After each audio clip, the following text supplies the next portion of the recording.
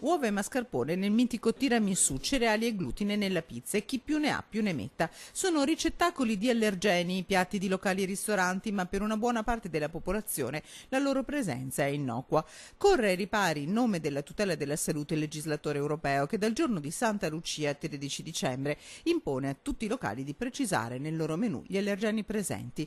Nel resto d'Europa la norma è stata applicata ma a voce. In Italia si è voluto strafare e il governo obbliga i ristoranti a farlo per iscritto, trasformando il menù in una sorta di bugiardino da farmaco e i camerieri in un operatore sanitario. Arrabbiati e delusi i ristoratori di Confcommercio Veneto che lanciano un appello al ministro della Salute Beatrice Lorenzin perché il governo faccia chiarezza al più presto e sia dalla parte degli operatori.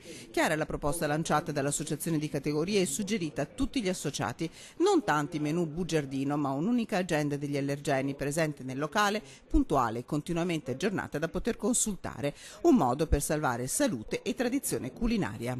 Noi crediamo che questa soluzione libera, scelta, sia quella che riesce a mantenere le tradizioni della nostra cucina, a differenza di quella scritta che si presta anche per alcune attività, ma sono quelle più organizzate, quelle più standardizzate. Un'agenda multilingue, precisano da Confcommercio. Del resto il Veneto è la regione turistica più importante d'Italia e la cucina farà parte del leone. Sono convinti che la scelta sia giusta, ma dal giorno di Santa Lucia le multe per i ristoratori sono in agguato. Per questo l'intervento del governo è urgente. Noi cerchiamo di portare del buon senso all'interno delle nostre imprese, creando meno burocrazia possibile, creando meno possibilità di conflitto e soprattutto di sconforto, visto che da molto tempo chiediamo che vengano tolte delle incombenze e invece continuano ad aumentare.